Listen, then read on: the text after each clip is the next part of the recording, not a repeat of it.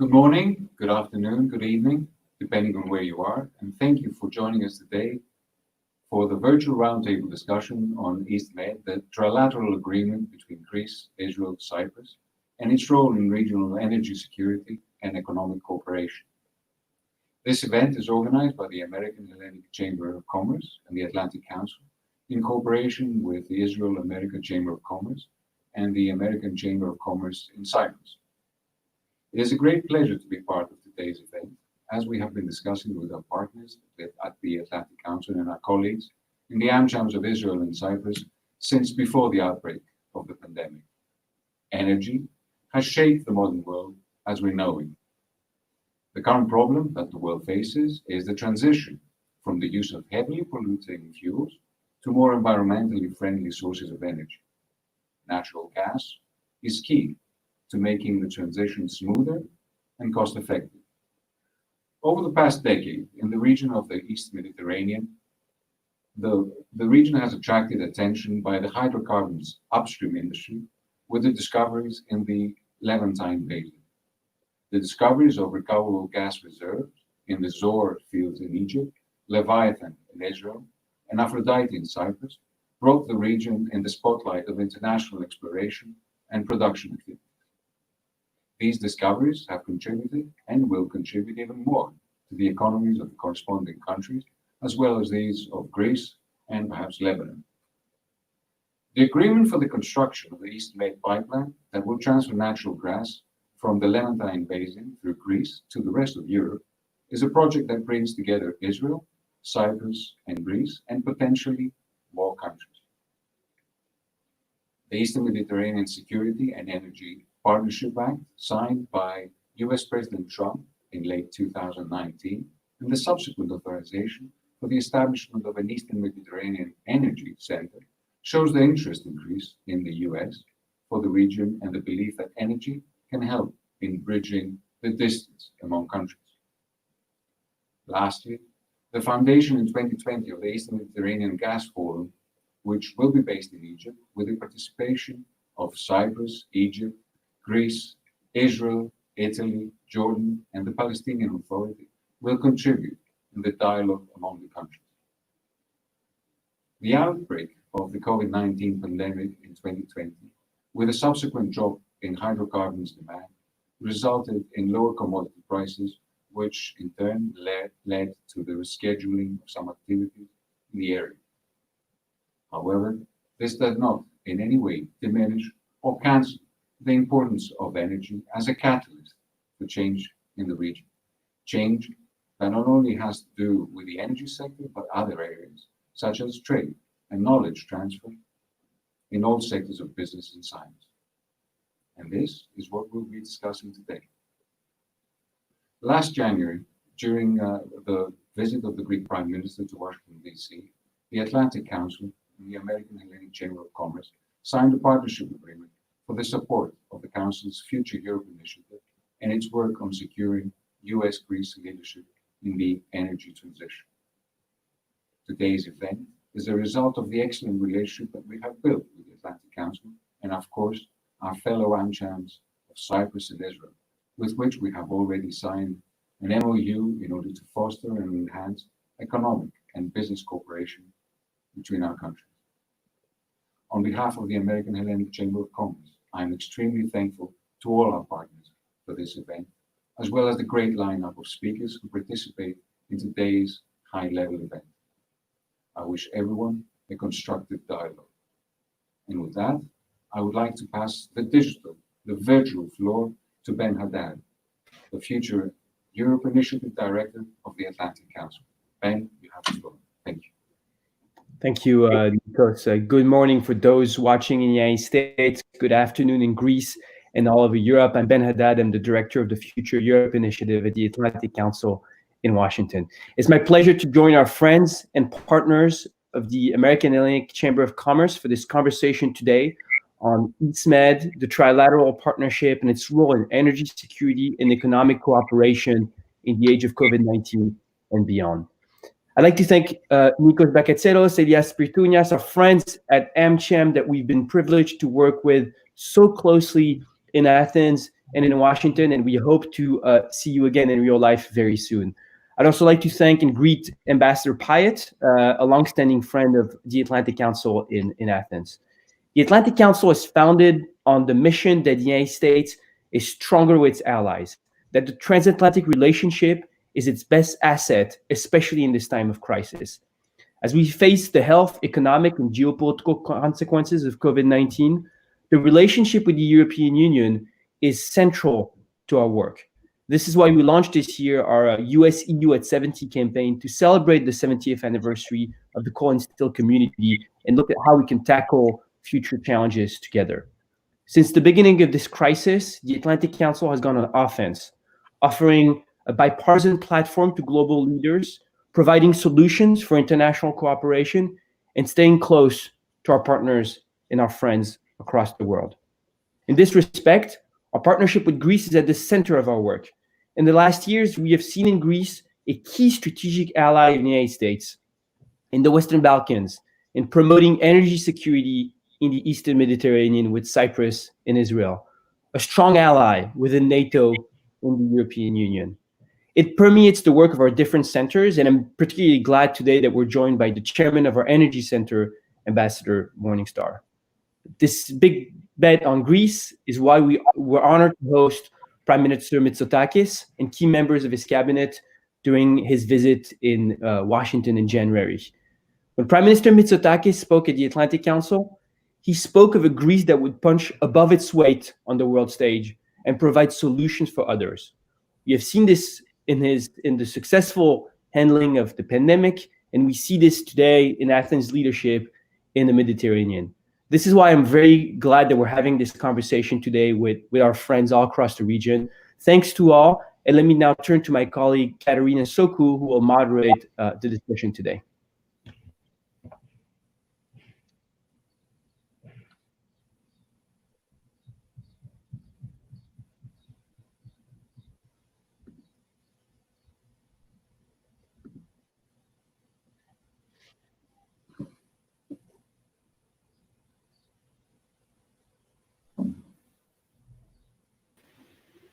Okay, here we are.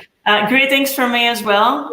Welcome to what I like to call our virtual 3+1 meeting. I'm Katerina Soku. I'm a non-resident senior fellow at the Atlantic Council and the correspondent for Kathimerini and Sky TV in Washington, D.C. Unfortunately, these days I'm confined, I'm isolated in Canada. I cannot return right now in the US while all these events are taking place. So my heart goes to DC today. I know it doesn't beat traveling to the region, to any of the countries in the region, but I wish we all get an opportunity to do so again soon. For today, I promise we will compensate with the insights of some key policymakers and business leaders from the region and the US. The trilateral partnership between Greece, Israel, and Cyprus is fast developing on various different fronts, but energy has arguably been at the center of it, the initial driver, and still one of the most important aspects of the partnership. Indeed, the support of the US has contributed to what we now call 3+1, with high-level meetings taking place in the last few years throughout the region. At the same time, Congress has also passed the East Med Act, asking for American support, further American support for the trilateral partnership, especially on energy and defense, for these three stable, democratic, and predictable American allies in the region. At the same time, other partnerships are also being developed in the region, and we have, including with another trilateral with Greece, Cyprus, and Egypt, with the participation of France as well. The goal is to work together, the wider goal, and of course the East Med Gas Forum. And the goal is to work together for energy security and efficiency, not only for each individual country, but also for the region as a whole. This is the leap forward that some see parallels with the creation of the European coal and steel community. Indeed, Europe is also interested in an East Med energy collaboration, both as a potential source of gas for its own market, but also as a factor for economic development and security in the East Med region. So this is both a political and a geo-economic aspect to this dynamic. And today we will have the opportunity to discuss both, starting with our first roundtable and if we may please bring our first roundtable participant to the front. While I'm introducing them, we will have the Energy Minister of Israel, Dr. Yuval Steinitz, the Energy Minister of Greece, Kostis Hatzidakis, of Cyprus, George Bakatselos, together with the U.S. Ambassador to Greece, Geoffrey Pyatt, and of course, Ambassador Richard Morningstar from the Atlantic Council. He's the founder, as Ben said, of the Global Energy Center and a former U.S. Ambassador to Azerbaijan and the European Union. I should mention that Assistant Secretary Francis Fannon from the Bureau of Energy Resources at the State Department will also be joining us in a little while. But without further ado, let me begin our discussion with our speakers and kick off the conversation with a question first directed to the three ministers. How do you assess the development of the trilateral partnership on energy so far, and how does it fit specifically to your country's energy strategy? And if I may start with Dr. Steinitz. Hello, good afternoon, and thank you.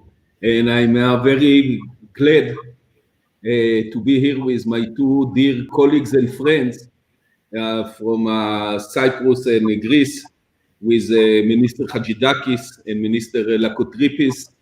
We are not only colleagues, but during the years we became also friends. I want to start by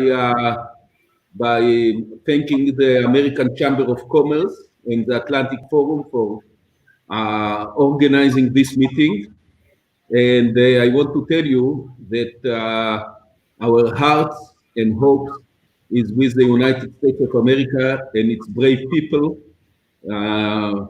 We know that it's a very difficult time with the pandemic in the United States and with the unrest of the last week, but I'm confident that, like always, the United States will prevail and will remain number one superpower and the real leader of the democratic world that we all so cherish. So first, I'm confident I'm speaking also on behalf of my colleagues from Greece and Cyprus to share our sympathy and hope with the United States in those during these difficult days. With regard to our cooperation, really the three countries.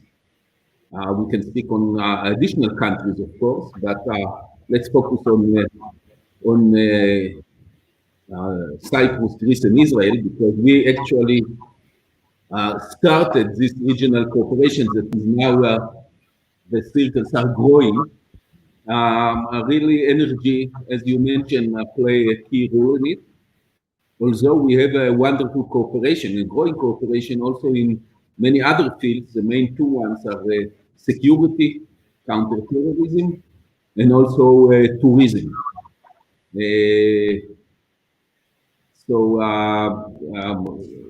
I think that this is a major step. For Israel, it's extremely important. And let's first focus on the main issues that was already mentioned.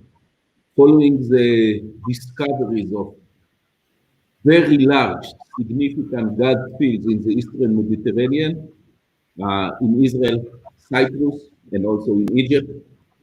But Egypt is still need to consume most of its natural gas. It's a big country. So let's focus on Cyprus and Israel. It became evident for us that we will have to export most of the natural gas, since Israel and Cyprus are not very big countries. And therefore we joined together first with the Greeks and later on also with the Italians, and to a certain extent also with the European Union, to explore the possibility of exporting gas from the Eastern Mediterranean to the European Union. or to be more specific, from Israel and Cyprus to Greece, and through Greece to Italy, and through Greece and Italy to the rest of Europe. This looks very ambitious. You can do it either by LNG, and we are trying to export some LNG gas from Egypt, but the best way to do it, and also to ensure economic security and energy security for both sides, is through a pipeline, a cross-Mediterranean pipeline. And therefore, already 2.5 years ago, we began to discuss the East Med gas pipeline, or the cross-Mediterranean gas pipelines, which is going to be the longest and deepest underwater, undersea gas pipeline. The aim is to export a lot of gas from the Eastern Mediterranean to Europe, or as I put it, so far Europe relied mainly on two main sources of natural gas. The Northern Sea fields belong mainly to Norway, Holland, Britain, and Denmark, and from the east, with Russia, from Siberia. One of these main sources, the Northern Sea, is already on the verge of depletion. Depletion already started, and the idea is that if we will manage to construct this pipeline that will bridge the East Mediterranean to Central Europe, then the East Mediterranean will be the replacement of the Northern Sea. We will be able to replace what is missing in the supply from the Northern Sea. Of course, the United States itself is supplying some of the gap with LNG, but Europe is big, the consumption is enormous, and since despite the coronavirus crisis that will be over in a few months, in 1 year time, it's clear that in the next 20 or 30 years, Europe will consume at least the same amount, maybe even more, of natural gas, and here we can collaborate together in order to bring natural gas to Europe and to be benefited economically. Israel and Cyprus, because of their resources. Greece maybe also, hopefully, will find some gas in the Mediterranean, but even as a transition country, as a country that get the gas and distribute it for the rest of Europe, this can be very beneficial to Greece as well. So this is, of course, the main focus. But we have other ideas of cooperating, like, for example, the electricity interconnected that we already discussed it in the past, Greece-Cyprus, Cyprus-Israel, that will enable Israel and Cyprus and also the island of Crete to be electricity connected to mainland Europe. This is also, in my view, is very important. Last but not least, it always, just to have the United States on board, it's always helpful, and I'm very glad that this regional cooperation is so significantly supported by the United States, by the Chamber of Commerce, by the Energy, by the Secretary of the Energy, and by the Secretary of State from the United States. Thanks. Thank you. Can you hear me? Yeah, very well. Okay, excellent. Minister Hatzidakis, may I turn to you and ask you how you see this trilateral partnership fitting into the wider strategy of Greece on energy? Since he mentioned the aspiration of turning the East Med into a new Black Sea, how do you see this developing in the current environment and looking forward? First of all, congratulations to the Greek-American Chamber of Commerce and to the Atlantic Council for taking today's initiative. I'm glad to participate in an interesting, I believe, dialogue among those participating. And I would like to say clearly that despite the obstacles we have to overcome due to the coronavirus crisis, I believe that all three countries, Israel, Cyprus, and Greece, but also the United States, of course, will overcome these obstacles and will proceed in a better era for all our citizens. The energy component is certainly at the core of our partnership among the three countries, Greece, Israel, and Cyprus, a partnership that dates back to 2011, 2012. And I believe, this is more than clear, that this partnership is centered on two flagship projects related to the electricity and gas interconnectivity. I refer obviously to the Euro-Asia interconnector, whose inclusion in the future PCI, projects of common interest, list of the European Union we continue to support.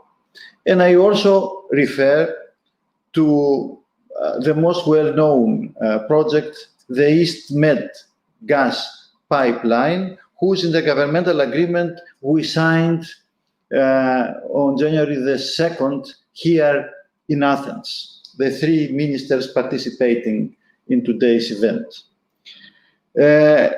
With regard to the East Med gas pipeline, I would like to inform everybody watching this teleconference that the Greek Parliament ratified with an overwhelming majority, I would like to underline, this agreement a few weeks ago.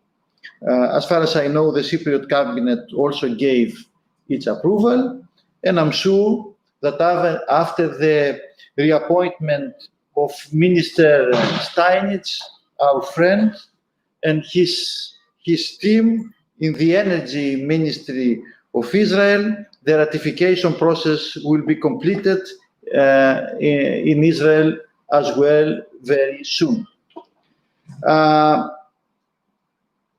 I would like to focus on the environmental aspect of our cooperation, which is not so visible up to now. But I think that we have to examine this dimension as well, because climate change is present. We have to react, to take all the necessary measures, but also this agenda, the green agenda, is one of the basic pillars of the policies of the European Union. And it has become evident in the recent announcements of the European Commission concerning the Recovery Fund. So, having said that, I believe that we have common interest in promoting now transition towards lower greenhouse gas emissions energy mix. And I believe, of course, that this cooperation, the trilateral cooperation, can be extended to cover other sectors like biofuels, electric vehicles, electricity storage, energy efficiency, and renewable electricity. This is the future. We don't forget, of course, the natural gas. This will remain important in the coming years. It will be the transit fuel, certainly. That's why we fully support the EastMed gas pipeline. But I think that we have to examine this new dimension in our cooperation, the green energy dimension. Thank you. Minister Lekotripis, your Greek colleague referred to the two flagship projects, the EastMed gas pipeline and the Eurasia interconnected, but also looking forward in the future, the green cooperation. How do you see the trilateral partnerships from Cyprus, and how does it fit in? What is the most important aspect of it for you? Thank you very much, Katerina. Can you hear me clearly? Yes, we can. Let me also start by thanking the Greek AmCham for putting this together with the Cypriot and the Israeli chambers, and also the Atlantic Council. It is a great opportunity to discuss these important matters, even during a period where we cannot meet in person, which of course I certainly will be able to do so very soon. Certainly, what I would describe, beyond what my colleagues have just mentioned, what I would describe the trilateral partnership between Israel, Greece, and Cyprus would be a model of countries working together in the region. Right now, sorry. And if you recall and look back at the history of how it all started, you could see that the trilateral partnership between Greece, Cyprus, and Israel is the one which laid the foundation for all the other partnerships that we are seeing in the region, be it other trilateral formations, or even in the case of multilateral partnerships, such as more recently the EastMed gas forum. And its fundamental basis is laid on the fact that here you have, as Katerina put it in her introduction, three countries with common values, democratic values, open countries, right? Who have now who have been sharing a common vision, especially since the discoveries in Tamar in 2009, which created, of course, a new impetus in the Eastern Mediterranean and its potential for gas. So several years down the line, we have plenty of discoveries, both in Israel, in Cyprus, in Egypt. We hope soon Greece. But the mere fact is that this partnership, and more recently, the addition of the US as well, which I am sure we'll be discussing later on, has given us the platform where we can discuss common issues, common challenges, common solutions. Right? My colleagues mentioned the EastMed pipeline, of course, the Eurasia interconnector for electricity, which they are both backed up by the European Union very strongly, but also by the US. Hopefully, and I totally agree with Kostis about the transition towards a renewables future, despite the fact that we feel strongly about gas being a bridge fuel towards that end. And certainly, I'll also offer another dimension. The fact that we have this kind of relationship between the three countries, plus the support of the US, gives them a very strong confidence to companies to come and operate in the region and spend the millions and sometimes billions of dollars required either in the exploration phase or later in the exploitation phase. It gives them the confidence that countries can come together and sign agreements such as the EastMed intergovernmental agreement that was signed in Athens on January 2nd. And yes, Kostis is right, we approved it at the Council of Ministers, and it will be going into Parliament very soon for ratification. So it allows companies to come in the region with confidence, knowing that the relationship between the countries is at the best level it can be, and my relationship with Yuval, my relationship with Kostis is only a phone call away. So with that, thank you.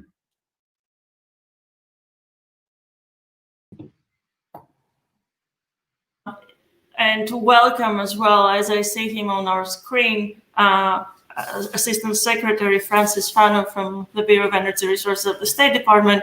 So I was turning to Ambassador Pyatt. Can we please bring him back to ask him? You have attributed the excellent state of U.S. relations with Greece during your tenure to an alignment of interests. And it's both the U.S. and Greek strategy to boost trilateral cooperation in the region. What do you see the benefits of such an approach for Greece generally, and more specifically on the energy sector? Thanks, Katerina. Well, let me start, first of all, by congratulating both the Atlantic Council and AmCham for this event. And in the same way, as Ben said, the Atlantic Council has made a big bet on Greece. The United States has made a big bet on the 3+1 framework as a means to build stability and prosperity in a strategically dynamic region. We can see the challenge of great power rivalry returning to the region, even during this coronavirus period. I would just say a couple of quick points. Minister Hatzidakis spoke well to the benefits for Greece from this trilateral cooperation. For the United States, first of all, I should highlight that energy has been one of the real bright spots of our bilateral relationship for a few years now. We see Greece emerging as a major source of energy security across Southeastern Europe, with a whole variety of projects, from the expanded Revithousa terminal to the TAP pipeline to the IGB pipeline, now moving ahead to the floating regasification unit in Alexandroupolis. So our work together with Greece, Israel, and Cyprus brings together three democracies, three countries that enjoy a strong, dynamic relationship with the United States for us to work together on. That was Secretary Pompeo's message when he went to Jerusalem last spring to launch the 3+1 process with all three leaders. But it's not a coincidence, I think, that the first area to really deliver value in terms of that cooperation is energy. I'm sure Assistant Secretary Fannon will have more to say about this. It's great to see the three ministers. And of course, we had Frank in Athens in August for the first subgroup of the 3+1, which was our energy ministerial hosted by Minister Hatzidakis. We were very excited to do that.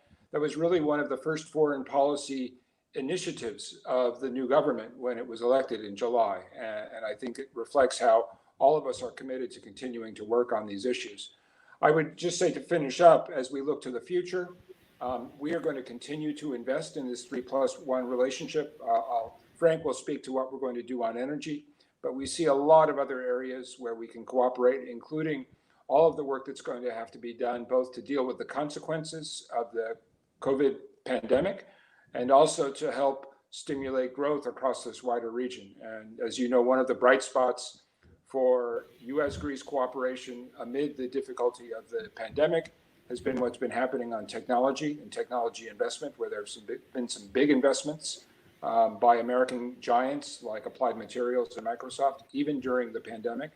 So we see technology cooperation as a natural area of synergy between the three governments of the three and the United States. But we will also continue to work on the big strategic issues, including questions like how we stabilize the situation in the North Africa region, and how we work together to continue to advance our shared interest in European energy security. So we've got a lot to do, and I'm grateful for the effort that AmCham and the Atlantic Council are making to help inform those policy decisions.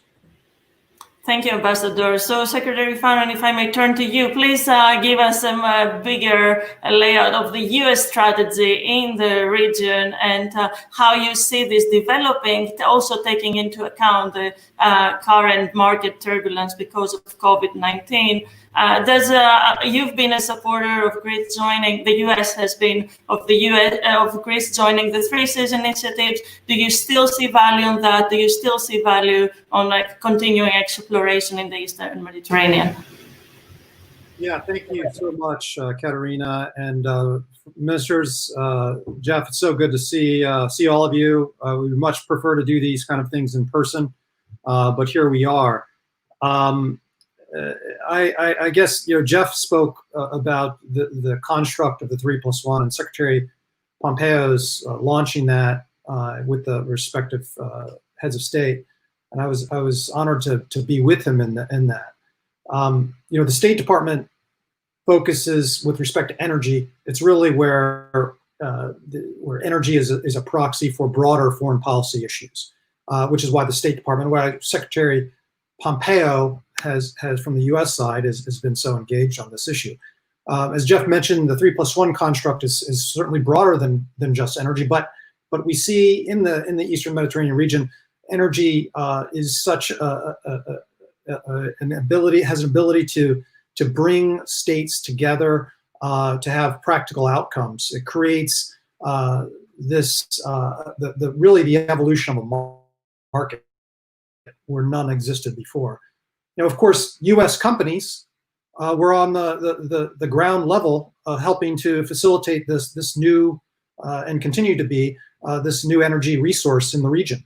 And so our view is where energy can serve as a broader bridge to provide resilience and create the appropriate measures to support broader political stability. So it's in that context that we approach energy. Minister Hatzidakis spoke, I saw a reference to the importance of environment and environmental quality issues. We also, in the energy pillar, we have sub-work groups where we're looking at the specific elements to help with some of these issues of common interest of all the states in the region. And one of those we kicked off, and Minister Bakatselos helped host the first of these technical work groups with all the countries present, was focused on environmental quality and the performance of the offshore development of the region. It's everyone's interest that this is to be done safely and at the highest levels. Renewables will be another component. Cyber security issues will be another component of these sub-work groups. So the product is a meaningful forum, but it's not just an area where we get together and have discussions. Things get very specific and have actionable outcomes. The point about the market as it all, well, I think that, yes, COVID has created an unprecedented economic, the global economy is uncharted territory here, and the energy industry and the energy markets, perhaps even chaotic territory. But the clouds of COVID will disperse, and we will get back to doing business. And natural gas is I heard someone refer to it as a bridge fuel. We look at it in the context of it is the optimal fuel source to integrate with existing and new technologies, because it can address the intermittency. And so we look at this evolution of holistic energy systems, of which the Eastern Mediterranean gas, U.S. gas, will create that foundation. So we're excited about the developments. And I still think the other outcomes of the COVID experience will be underscoring the criticality of having secure and resilient supply chains for everything, including energy. And the three countries participating in the trilateral, we of course are the +1, as was already stated, built on strong shared values, democratic principles, and focused on transparency and efficient market design. And that is a leading component of how we view our engagement in the region and around the world.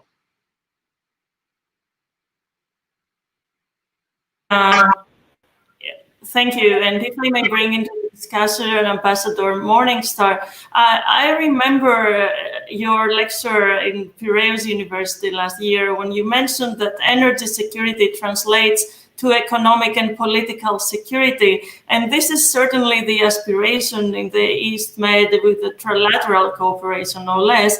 I'm wondering, how do you see the current market pressures, but also the geopolitical tensions in the region affecting this aspiration? Well, thank you very much, Katerina. It is good to be with all of you. A lot of good friends on the screen right now. Frank, I'm happy to see, or not, I don't know if I'm happy to see, but in the last 5 days, you've shaved your beard since the last time we were on a panel together.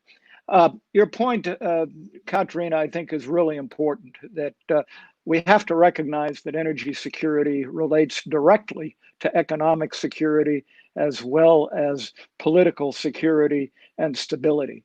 And Eastern Mediterranean resources are critical to those points and to those efforts, both within the region and with respect to Europe, which I think is very important for us to remember.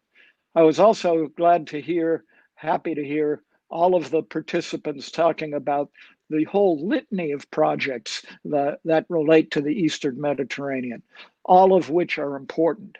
Let me, though, focus for a couple of minutes, on what was, I guess, one of the prime purposes of this panel, to talk a little bit about the Israel-Cyprus Greece pipeline.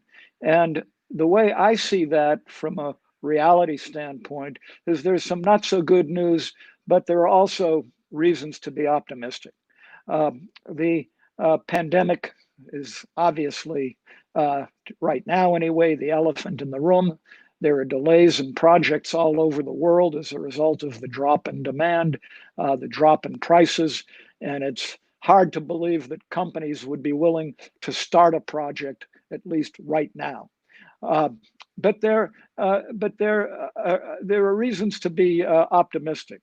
First of all, I noted that my friend Minister Bakatselos in the last few days talked about, hey, remember, there's no final investment decision on this project until 2022. So let's do the work to prepare for that date now. And there's no reason why that can't take place. And one of the criticisms of the project has been, I've heard from companies, that from a commercial standpoint, it may not make sense. And what may make the most sense is gas going to Egypt and then coming back to countries like Greece, Cyprus, whatever, Europe, in the form of LNG. We'll see. But there are ways, I think, to deal with that. And that has to be one of the prime things that's worked on over the next few years.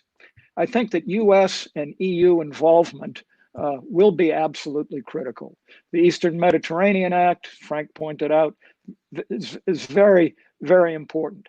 But it may be that forms of government financing can help push a project like that across the goal line from Europe, but also there are new opportunities from the United States. With the monies that are now available for projects relating to European energy stability through the Development Finance Corporation, there's now something like $1 billion that's potentially available for investment. And that's not necessarily just direct investment. It can be also in the form of project finance guarantees, which allows that $1 billion to be stretched well beyond that amount. So those are issues I think that really ought to be looked at in connection with that project. As far as the overall geopolitical standpoint, from that standpoint that you asked about, Katerina, I think, there are the obvious political obstacles. And I think that the United States and the EU have to work together to bring the parties together. Turkey hasn't been mentioned during this discussion, but hey, Turkey is there. And it seems to me that every effort that the US and the EU, working with its partners in the region, have to work towards some kind of reconciliation. I had always hoped, and looking at it from maybe more from an energy standpoint, that there could be some agreement between Cyprus and the northern sector with respect to how to share the energy benefits. Whether that comes first or an overall agreement comes first, we'll see. But we need to all work together to eliminate the political obstacles within the region. I've often said there have never been so many opportunities with so many obstacles, and we have to work together to remove those obstacles.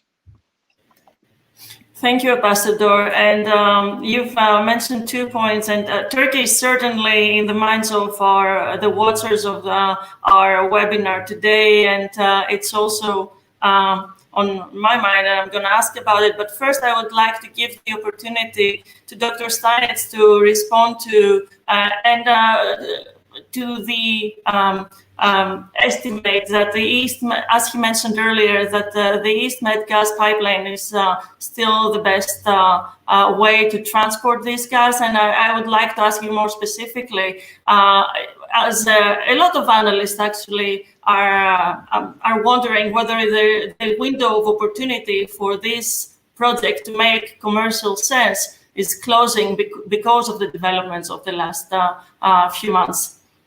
Thank you, Katerina. I will refer to this topic, but I would like also to refer to two other topics that were raised by my colleagues and the other participants. So first, with regard to the East Med, to the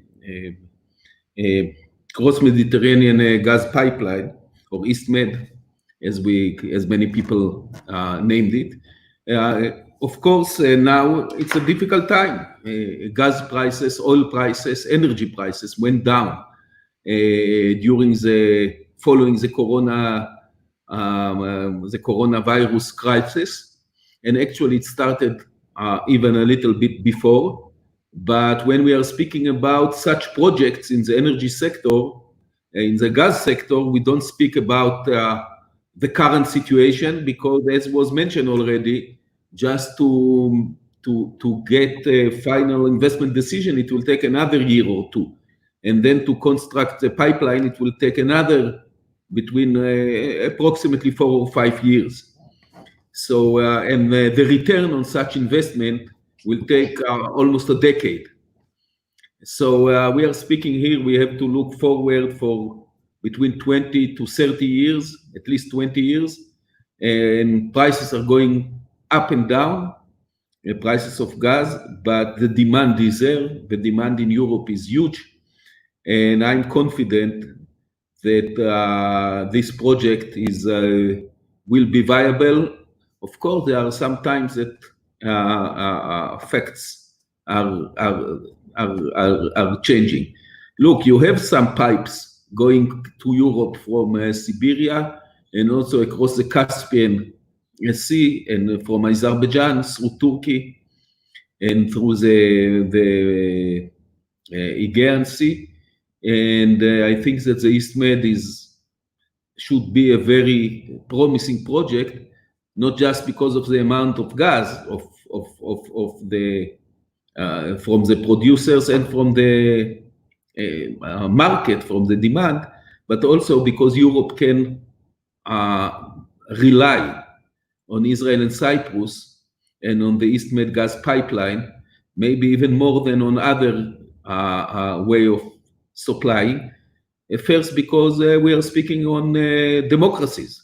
Israel, Cyprus, and Greece are all three Western-style democracies, very stable countries that can be trusted. All are members of the OECD, and therefore, to have such a supply from such stable democracies is always, I think, also from European point of view, there is some advantage here.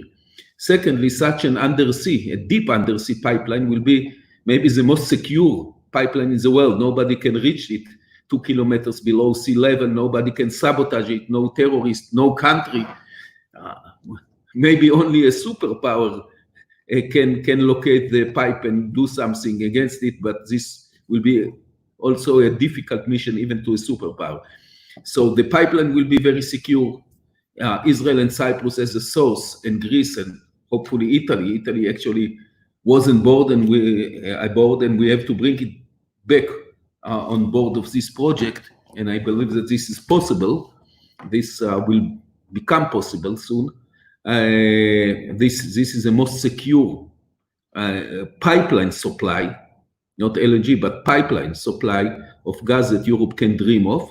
And in all my talks with the European previous energy commissioner, Mr. Cañete, he mentioned that they are vehemently supportive of this project, not just because of the amount of gas, but because of not just the value of gas, but also the value of the countries involved, the democratic values and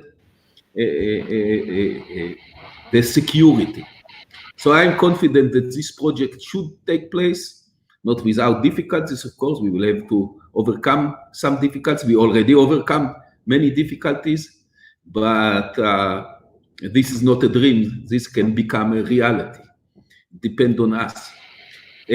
Speaking about energy security that was mentioned already here, also during the, or in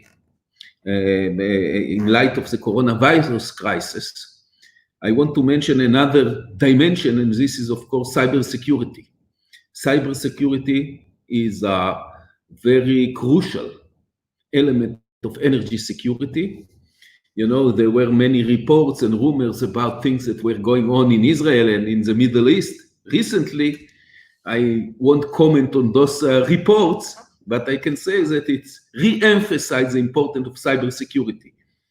Here in Israel, we have built the first of its kind cybersecurity headquarters and center only for the energy sector. I mean, we have, of course, the nation, the country, a cybersecurity cert, which is very good, but we already established 3 years ago a special headquarters only for the energy sector in Israel to defend the energy sector, our gas platforms, pipelines, power stations, substations, the electricity grid, refineries, and so on and so forth, because we believe that this needs a special expertise and a special kind of defense. And probably you won't be surprised, Katerina, if the only leaders from abroad that were invited to visit this a unique cybersecurity center in Be'er Sheva for the energy sector were the leaders of the countries participating in this meeting. The president and prime ministers of Greece and Cyprus, and the two energy secretaries of United States already visited as well. Secretary Rick Perry, former Secretary Rick Perry, and Secretary Dan Borlet. He visited still when he was deputy secretary for the energy. And of course, we are ready to share. I just, 1 week ago, I spoke with the American Secretary of State, Dan Borlet, and on the need to accelerate our cybersecurity cooperation to do with the energy sector, specifically with the energy sector. And we will do it with the United States and, of course, with my two colleagues from with Greece and Cyprus. Speaking about energy security, this is an important factor, and it's going to be more and more crucial than before to have a very sophisticated, elaborated cyber defense. I want to touch another issue that was touched by our Greek colleague, by Kostis, Hatzidakis, previously, about the gas as a transition fuel or transition source of energy, because in the future it should be only renewables and green. And I want to tell you that just yesterday I announced my plans to since we have a new government, and I became again the Minister of Energy. Yesterday I announced some plans for the new term and for the next 10 years. And what I mainly focused on is that I presented the plans to make Israel in 2030, 10 years from now, the energy mix will be 70% natural gas and 30% solar energy. This will be the mix. In order to get 30% solar energy, actually we have to produce about 100% of our electricity from the sun in the afternoon. If we will manage to be able to produce 100% of electricity, this will amount to 30% around the year, around all hours. this demand a huge investment. We are going to invest about $20 billion.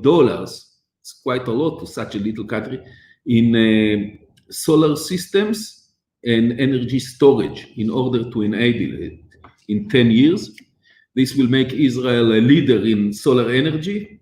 The European Union is going to be on 9%. We are going to be on 30% in 10 years from now. But still, even after 2030, if there will be no major breakthroughs in energy storage, if there will be some improvement, but generally speaking, it will be like today, we won't be able to, since in our case, it's only solar, we don't have, we have very little wind and no hydroelectrics or other means, we will be relying on natural gas also beyond 2030 and 2040. And this will still enable us to reduce pollution from the energy sector by 94%. I mean, if I compare to 2015, when I was first appointed Minister of Energy, to 2030, in those 15 years, we will go down by 94 or 95% in air pollution in Israel, and more than 50% in CO2 emission, in carbon emission per capita. This is significant. We will do it with natural gas, and solar system, not just renewables. Thank you very much. And I'm noting the news here, but also I'm noting the time, and I want to have an opportunity. I'm conscious of everyone's time, and I want to have the opportunity to talk a little bit about Turkey as well, as it was already mentioned. Let me first turn to Secretary Fannon and ask him, you in the United States, you have expressed your concern about Turkey's activities in Cyprus, and but I wanted to also ask you, what is your reaction to the official publication in Turkey of Turkish Petroleum's application for exploration permits in areas that actually touch upon the Greek continental shelf? Yeah, thank you. Our position remains consistent. First, as I go back to my earlier comments, how the United States views the region as one that should be open, rule of law respected, and allow for an opportunity for, in the context of energy, for there to be transparent, efficient markets so that energy can be developed and moved, transported, and consumed to all who need it. So in terms of the specific issue of this MOU, I mean, firstly, we also have been very consistent in calling to stop all provocative actions that could undermine the investment confidence that we've spoken about earlier, and also could undermine and affect political stability in the region. We don't comment, as a matter of course, on countries' maritime boundaries, but I would recognize that an MOU cannot, as a legal matter, affect the rights of or obligations of third states such as Greece. The international law, the Convention on the Law of the Sea, generally recognizes that islands, they affect the rights and obligations. Well, islands generally have an EEZ, and they have a continental shelf, just as any other land territory. And we can't comment on future actions of what may or may not happen. We've certainly read reporting, and again, we just encourage that states stop provocative action, stop provocative behavior, and stop provocative statements, and really look at the opportunities that's before them. And we want, and the U.S. will continue to be a constructive part in the development of the region.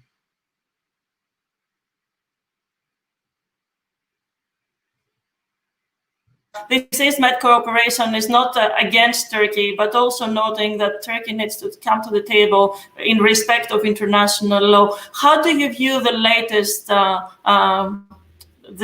move from Turkey? Is it like some climax that it concerns you greatly? Do you see a change in the climax that Turkey is making in the region? Yeah, the statements. I mean, like I said, an MOU doesn't abrogate the rights of states, of third-party states. I mean, they're recognized. Their legal status is recognized. There's not an equivalency here. I traveled actually to both Istanbul and Ankara to have some discussions. I mean, Turkey, it's an important country. We want to continue to have Turkey looking westward and being play a constructive role in the international community more broadly, in Europe and in the Eastern Mediterranean region. So we'll continue those engagements and continue to encourage that parties come with a constructive element. Provocative actions, provocative statements just undermines confidence, and it doesn't even advance their own agenda. So let's be constructive here. And I'm happy to go back to Ankara if that would be welcome. Minister Hatzidakis, if I may have your take, please. Yeah. The Greek government has a decisive stance towards Turkey without being provocative. We are a modern European state, and this is our political behavior towards Turkey. But as you know, it takes two to tango. We'll continue having the same approach, and we hope that on the other side of the Aegean, a new spirit will prevail. To be more specific as regards our position, I would like to refer to the two recent examples. One concerning today's discussion. 1 month before the signature ceremony here in Athens concerning the EastMed gas pipeline, you all know that Mr. Erdogan made a provocative statement saying more or less that the three countries do not have the right to proceed to the signature. We signed the intergovernmental agreement because we believe that this pipeline, the EastMed pipeline, is not against the interest of any other country. EastMed gas pipeline serves the interest of all three countries involved, and it is a project of cooperation and peace. And this is a message Turkey must understand. Another example is the stance, the position of the Greek government in the river Evros when thousands of immigrants tried to invade the Greek borders, encouraged in practice by the Turkish government. We defended our borders, and what we have done is, in our view, self-evident. This is our position. We are working to enhance our relations with our neighbors because we believe that only through peace both Greece and Turkey can prosper. But on the other hand, we have our national sovereignty and our national pride, and we have, as I said, to defend the interests of our country. And this is clear. Minister Lakotrypis, if I may turn to you for a chance to also respond to this question, as Cyprus has also seen illegal drilling at its EEZ, and it has complicated your strategy in exploration on the island. For your take. Thank you, Katerina. Indeed, this is not something new, and this behavior by Turkey not something new for Cyprus. It's been going on for a while, and as a matter of fact, as we are speaking, Turkey is attempting a sixth drill inside Cyprus's exclusive economic zone. And I would like to remind everyone at this point that on repeated occasions, the Cyprus government, the Minister of Foreign Affairs of Cyprus has invited Turkey to the table to delineate, just like it's common with all neighbors, right? So any argument to say that all of these trilaterals or multilateral formations are going against Turkey, allow me to say it's absolutely rubbish. So Cyprus has invited Turkey to either come to the negotiating table and negotiate, or indeed go to the International Court of Justice to resolve our differences, because Cyprus feels very confident about its legal case, and Frank mentioned its basis a little bit earlier, which is of course the United Nations law for the Convention of the Sea, Article 121, right, which determines what is the regime of islands with regards to exclusive economic zone. And I've heard a lot of Turkish officials talk about that they are going about with international law and that they're respecting it. Well, it would be nice if they can give us what article are they referring to, what kind of agreement are they talking about. We are referring to, among others, UNCLOS Article 121, which is one of the most important ones. And of course, the counter argument with Turkey, and anyone will tell you, they have not ratified UNCLOS. But so did the United States. The United States has not ratified UNCLOS, but respects it fully, right? And not to mention that it has become now customary law. I heard Ambassador Morningstar earlier talk about how do we share the resources on the island, and our response to that is pretty clear and pretty firm. There are a lot of other issues that need to be resolved first before we go down that route. First and foremost, there's not going to be any revenue from hydrocarbons for a few years down the road, right? And two, the Cyprus Parliament has enacted into law a proposal by government to create a sovereign wealth fund where no one can touch any revenues from hydrocarbons for any foreseeable future. It will all be safe for future generations, which, mind you, should includes also the Turkish Cypriots. So there is no excuse to say, how do we share resources? On the contrary, we say, let's focus on resolving the Cyprus problem. Let's focus on resolving on having a delineation agreement with Turkey, because at the end of the day, Katerina, what kind of seas are we talking about? What kind of resources? What kind of revenues are we talking about? Are we talking about the EEZ, which Turkey claims on its own and basically reduces Cyprus's EEZ by 69%? Or are we talking about the internationally recognized exclusive economic zone, which we have allocated also blocks, and we're doing exploration to international companies through international tenders? So the question of Turkey is coming over and over and over again.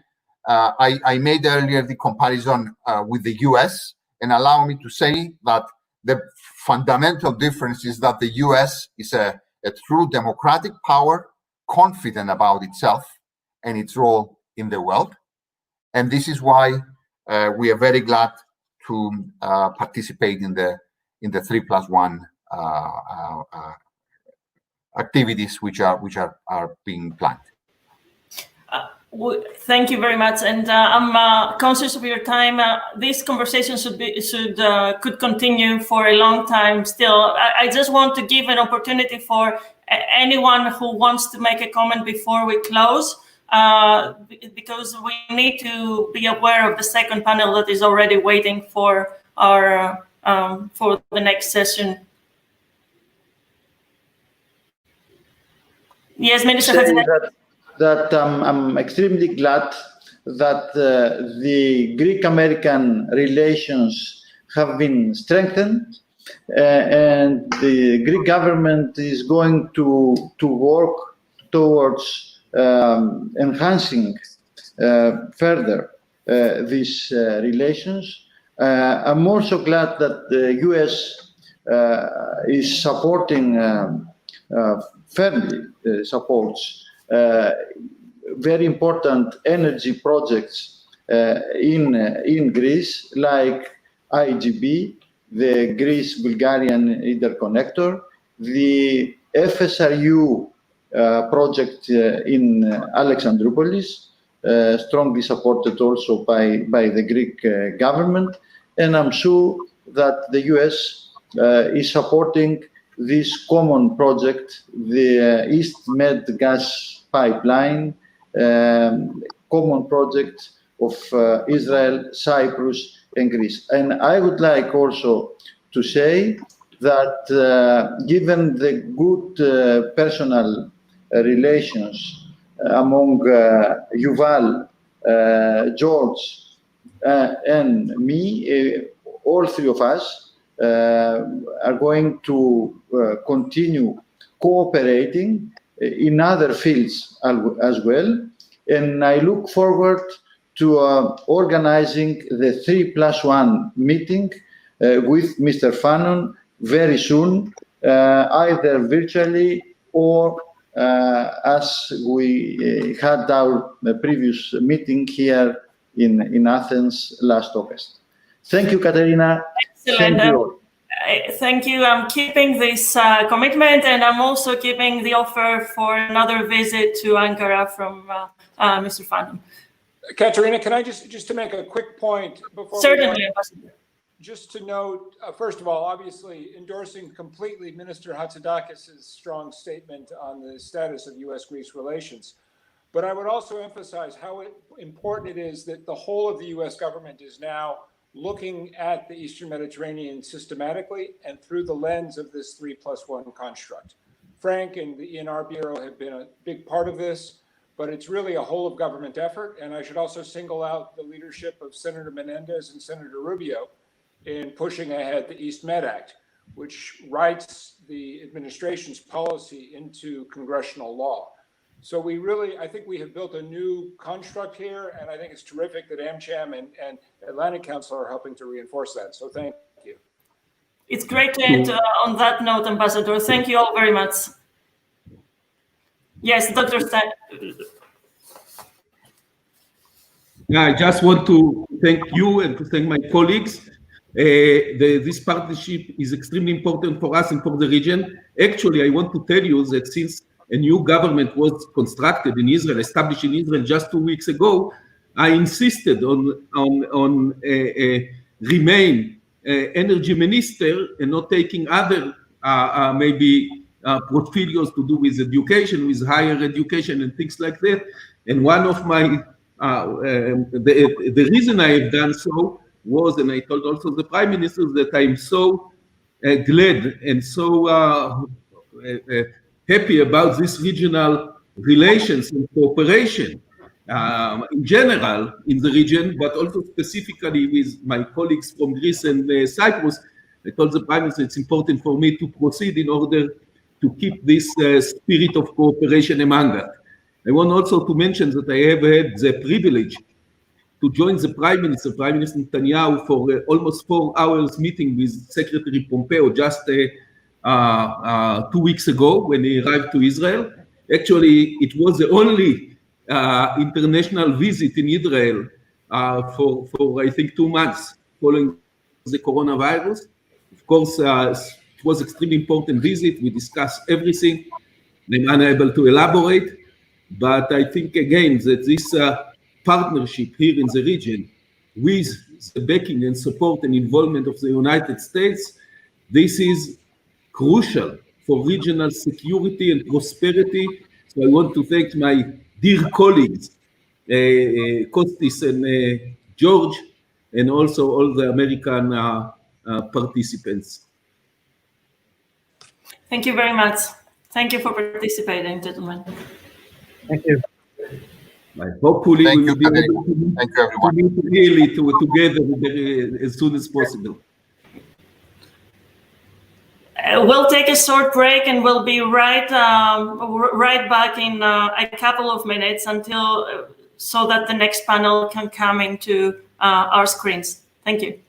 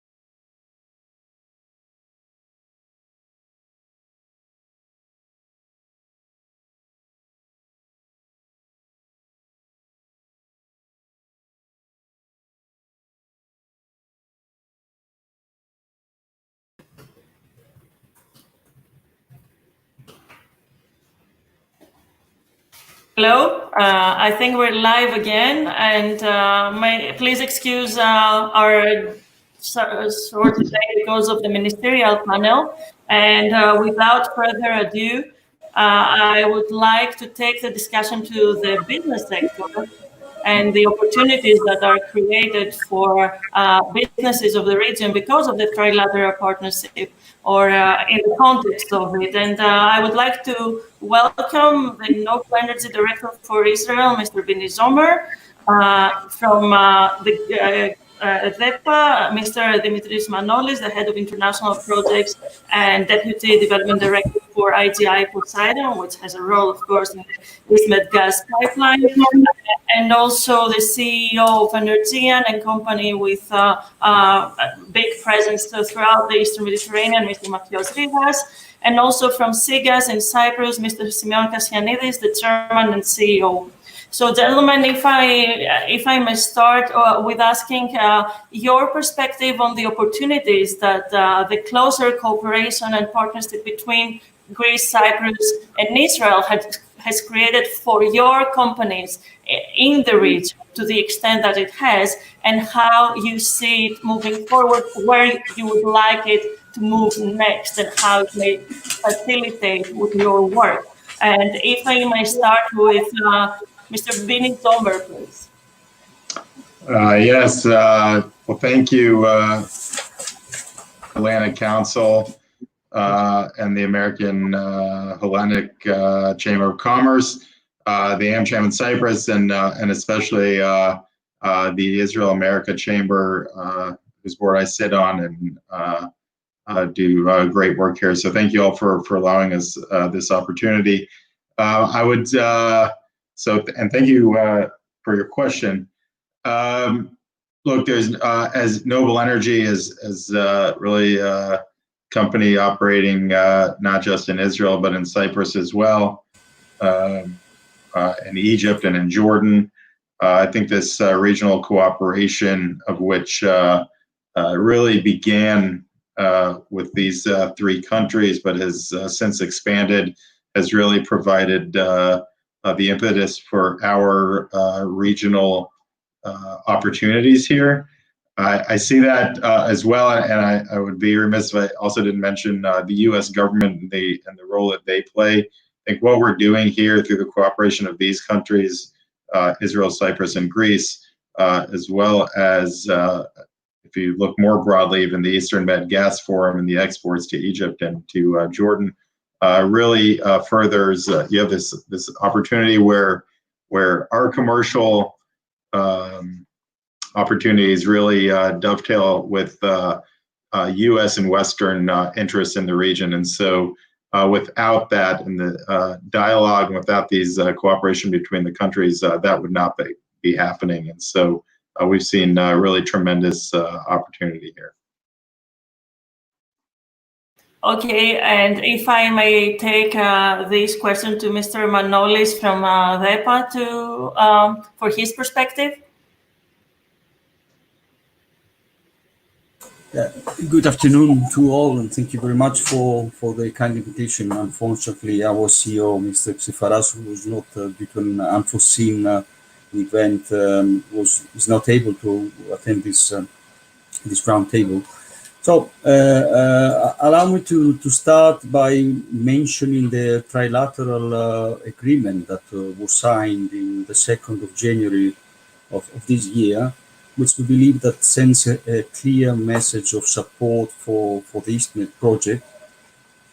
We believe that the preparation and signing of this agreement follows the completion of the pre-FEED studies that were supported by the European Union, and confirm that the EastMed project is, out of any doubt, technically feasible, economically viable, and competitive, and complementary with any other alternative export option of gas of the region. This agreement is not does not represent a symbolic value. It is with a huge encouragement to the project promoter, the IGI Poseidon company, a joint venture between DEPA and the Italian Edison, to go ahead with the next phase of the EastMed's development. Because the parties will be supporting the promoter's efforts to achieve not only the funding, permitting, and effective regulatory system necessary for the further development of the project, up to the final investment decision stage that we foresee that can happen in 2 to 3 years. So we're extremely pleased that on the May 14th and on May the 28th, the Greek Parliament and the Cypriot government cabinet respectively ratified the EastMed project intergovernmental agreement. I should add that on May the 5th, very recently, the Greek Parliament recognized the EastMed Poseidon projects as projects of national importance and of public interest for Greece.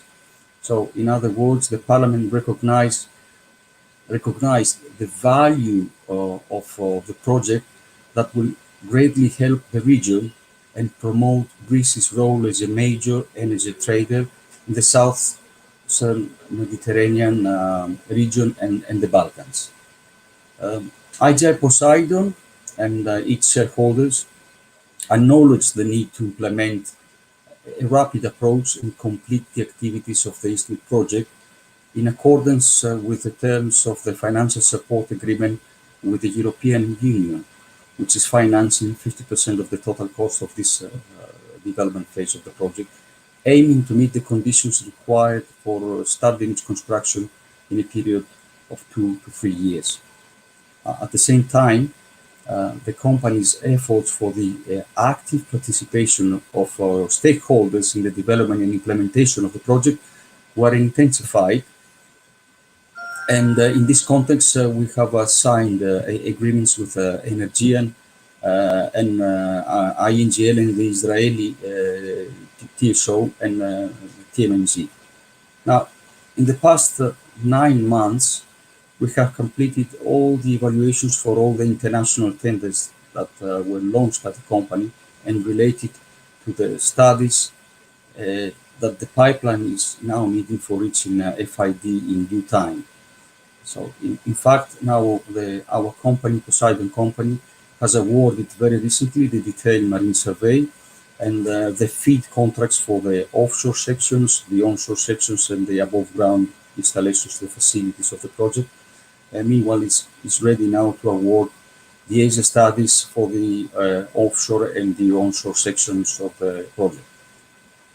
Regarding cooperation, as you all know, on January the 2nd, DEPA, in its commercial vest, has signed a declaration of intent with Energean, the first agreement for the commercial exploitation of the EastMed pipeline. With this agreement, we have taken a decisive step to ensure trade viability and consequently the implementation of the project. So, DEPA has been steadily expanding its commercial activities in cooperation with international partners and continues to promote infrastructure that guarantee the diversification of resources and energy security for both Greece and Europe. And this is done by systematically strengthening its international presence. Our company is now in a position to exploit developments in the Eastern Mediterranean region. Since Mr. Manolis already mentioned the letter of intent that is signed, and obviously I believe in the course of this year you will have presence in 8 countries in the Mediterranean. So I'm wondering how important is the trilateral partnership and one of its flagship projects, the Eastern Mediterranean gas pipeline, for your work and your strategy in the region? Well, thank you very much first for the invitation. Thank you for this wonderful event. And I think we've discussed a lot and we heard a lot by the ministers about the pipeline, and the position that Mr. Manolis made very clear is the progress that has been made in this great project. I think things are very simple here. In order for this pipeline to become commercially viable, we need to have sufficient resources of gas on the supply side and a competitive gas price for the users on the other end.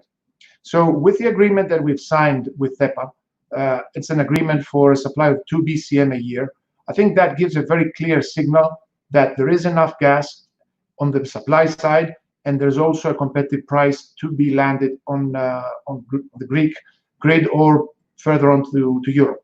So when we came into Israel, gas prices were around about $6 an MMBTU.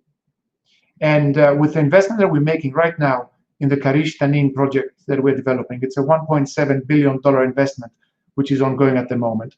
And the new gas that we have discovered in Karish North, we're sitting at the moment on about 100 BCM of proven gas in Israel. 65% of that is already committed to the Israeli market. The balance is available to serve the contract or the letter of intent we have with DEPA, and also the proposal that we made to supply gas to Cyprus. So gas is available. Gas price could be very competitive, depending, of course, on the final price of the project. And the trilateral agreement is extremely important because that underpins a project with 3 stable governments, as we heard before from the ministers, underpinning a very important project for the security of supply of Europe. And a lot of people are asking, why is it competitive when gas prices have collapsed in today's environment? Well, I fully agree with Minister Steinitz and his position that these are not projects that we look at from what is happening today. These are long-term projects, and we have to take a long-term perspective that enhance the security of supply, the competition in the countries that this pipeline will go through, and will bring gas from the East Med into hopefully Cyprus and the rest of Europe. So huge importance to have the government supporting, huge importance to have the European Union supporting financially this project, huge importance to have the US backing this very important project to bring the gas into Europe.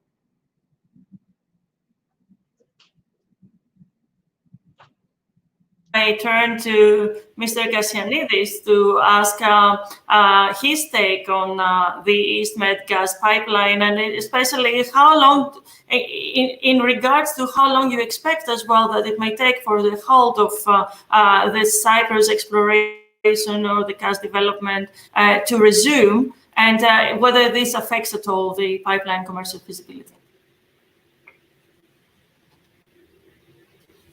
Please unmute your mic. Okay, thank you. I'd like to thank the organizers for giving us the opportunity to present Cyprus's plans in this area. I think on the whole, the play, I think is generally recognized, and I think it's accepted that the development of the East Mediterranean hydrocarbons industry is a regional play. And as such, let's say, Cyprus and all its constituents, let's say, including DEPA and including Gas, including ETIFA and so forth, all have a role to play and they're part of it. So with respect to the timing and the delays in terms of the East Med pipeline, it has been discussed again before, and before with the ministers talking, it was clearly stated that things take their time. Our industry does take its time. It's known for its cyclic behavior and changing of prices and so forth. Any decision on the East Med pipeline would be in 2 years' time, so there's a lot of groundwork that needs to be done. And frankly, in terms of, from a technical perspective, the 2 years period, let's say, can only lead to maybe an improvement of the technical viability of the project, because we will have with the drivers of wanting to make it happen further technological development that will actually bring down the cost and thus make it more viable. With respect to Cyprus and its part in it, I think Cyprus is unavoidably in a central location for this. Cyprus is looking very supportive in this exercise. It is part of the East Gas Forum. We have joined as Gas the technical part of it in order to cooperate in this fall period.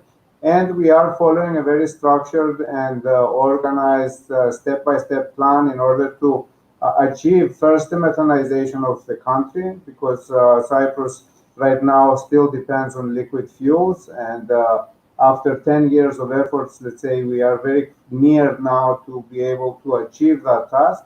And we have always been open to, when the time is right, to explore different cooperations, like when we had discussed in the past, actually in person with Mathios Rigas in my office, but we actually have to follow certain timelines for this to be achieved. So I think this period, the most important part will be to reach a stability for our industry, which is still a little bit in terms of uncertainty. When stability happens, then the regional cooperation can provide, let's say, a lot of possibilities for growth. Already we have a lot of projects from the region that want to come and take advantage of Cyprus's possibility, whether that is for energy supply, energy security for countries, or for energy security, let's say, regional. And as well, let's say we have already worked together with DEPA in a co-funded European Union project that looks at the holistic use of natural gas in Cyprus, and we are in discussions with them for other type of projects as well. The same kind of discussions we've had with counterparties in Israel as well. So I think, and the Egypt, I might add as well. So I think the whole concept of this last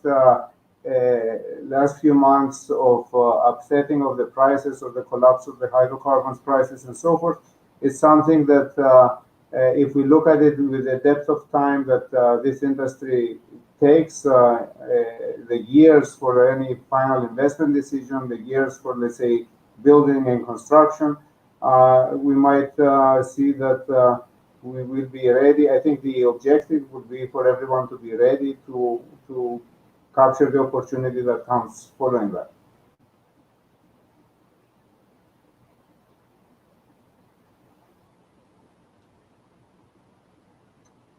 Your mic is muted. Thank you. So if I may go back to Mr. Manolis to ask about his take at DEPA about potential delays in the exploration work in Greece and how that might affect the East Med pipeline. And if I may just add one more question here, how about Italy's participation in the project? Is it like considered substantial, like a necessary condition for the success of the project? Well, I will start from the easy part, the first one. So, how can prices affect? I mean, it has been mentioned. Mr. Rigas has mentioned before by Minister Steinitz and by others. These are long-run projects. Just to make a small recall on what we have been doing all these years. I mean, conceptually, we have started the project DEPA in 2012 with the support. Then in 2014, they has joined us in the East Med project, also the Italian Edison. So, talking about just making a link to the participation of an Italian company in the project. So we have started first of all from feasibility, performing all the necessary engineering studies, making a competitiveness assessment with other expert options. We have also looked around into the market, meaning the destination market that would be Greece and Central Europe, Italy and Central Europe, but also we have assessed the market of constructors and of materials that are needed, of pipes, for example, that are needed for constructing, for building this pipeline. And thanks to that, we had an initial support from the European Union that amounted at 2 million euros at that time. And we have successfully completed this phase, coming to the results that I have mentioned before. Now, so the project is technically feasible, competitive, and economically viable. Now we have passed, starting from 2018, when we have signed the second grant agreement with the European Union, the so-called FID phase, that includes a lot, and we need at least 2 to 3 years to come up to to a position to take a decision, start construction. So we need to complete all the engineering and permitting. We are in full contact with upstream producers because we need to get into contact, the final markets with the producers of gas. Just to mention, and I would like to make a reference, and I would like to thank also for the support of Minister Steinitz and Minister Hatzidakis and Minister Bakatselos. In November, we have signed a memorandum of understanding with NGL, and the idea is, as Mr. Riga said before, there is gas in the area, and gas that has to be exported, because we need also diversification, not only of prices, but diversification also of routes. So we are planning now the EastMed project to be connected to the Israeli grid in order to benefit of the Israeli grid to work as a gas aggregator, in order to fill in the gas that has to be needed in order to take FID. We're looking for partnerships. We will have to define. It is a complex project also from since it involves Israel, Cyprus, Greece, Italy. Let's not take out of the picture Italy, because the EastMed pipeline ends to Greece, but then there is the Poseidon offshore pipeline that is already authorized, and that will connect the offshore section from the northwestern Greece area in Thesprotia, will connect the gas coming from the Eastern Mediterranean region to Italy, and then onwards to the Central European markets. So a lot of things have to be done. We are perfectly on track. As mentioned before, we have, according to schedule, awarded all the technical contracts, and we are ready, and the detailed marine survey. We are ready to award very soon the environmental and social impact assessment studies, both for the offshore and onshore section. And then we have already made a project execution plan that includes to perform all the in parallel necessary activities, covering financing, the regulatory framework, and in order to meet the market with the producers. Coming to the second part, I think that the involvement of Italy is something that has to be addressed at the political level. For sure, what we have all of us to recall and to register that yes, for the time being, Italy has not signed the trilateral intergovernmental agreement, but has made a very strong declaration of the full support it provides to the project. Thank you. Moving on to how you, and anyone else who wants to take the Italy question, please go ahead, given that there have been kind of discussions or analysts who suggest that maybe the Southeastern European market might be an alternative should Italy decide not to move ahead with the project. And I know this is speculative for now. I just wanted your business perspective on whether that would be a big enough market for the EastMed pipeline to make sense to begin with. And anyone who wants to take it, please do in the next session. But I would like to also ask you about how you are adjusting your strategy amid the pandemic. And I know it's a short-term question, but how long do you think that, what is your projection for the recovery of the energy market and the price, I guess? And we have a technical question that I think it should be asked as well, how are you estimating resources available for export? If you can also answer that. Mr. Zomer, do you want to start? Just you're talking about strategy or recovery. I think first of all, as Matteo said, quoting Minister Steinitz, that these are long-term projects, and I'll just quote Assistant Secretary Fannon, who said the clouds of COVID will disperse. And I think we're very bullish on these discoveries finding markets. And I think first of all, we can look close here. I know in Israel, if we see just immediate reduction in coal, it's an export project, and we'll be competing for that market, and we think that could happen now with very little investment. I think governments have a role to play here in transparency and making these and helping this recovery occur. But there certainly is going to be maybe a bit of a delay, and I don't think anyone really knows how long that's going to be. But I think if you look kind of over the next decade and even beyond, I think there was talk about natural gas being kind of that bridge fuel, and I think Assistant Secretary Fannon said it right about it just being that transitional fuel and the and being able to work with current fuel supplies and future technologies as well. And I think there's a question as to how long that bridge is going to be.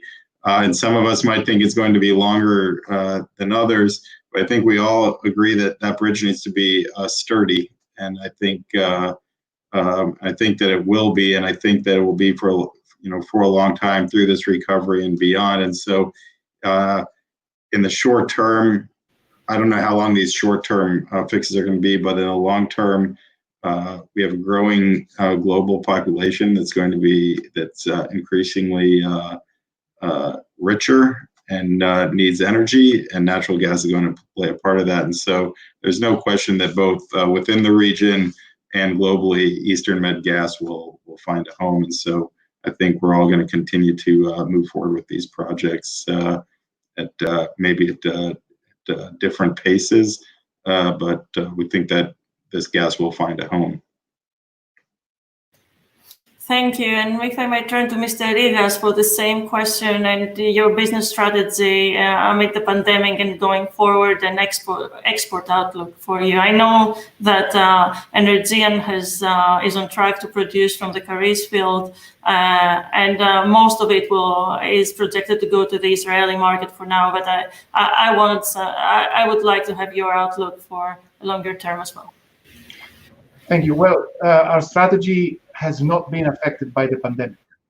The pandemic has affected the way we work and the way we live, but all our operating sites and our main development project have not been affected by what is going on with the coronavirus situation.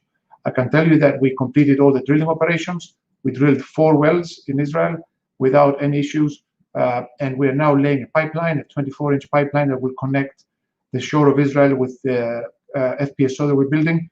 We had made a proposal to Cyprus to continue laying the same pipeline and supply also Cyprus, but Cyprus elected not to listen to the proposal and elected to build an FPSO and import gas that could have been either produced from the country or imported from Israel. But that is something that Mr. Kassianidis can comment on later. So our strategy for the region is very simple. We move fast. We develop resources because we are totally committed to this region. And as an example, I will tell you that from the date that we got the approval by the Israeli government to develop Karish and Tanin, within 6 months from the approval of the development plan, we took the final investment decision for a $2 billion project. So when governments want to help and assist, and companies are committed to projects happen. Now, I'll give you a regional perspective of what is going on, because you asked before about the delays in exploration in Greece.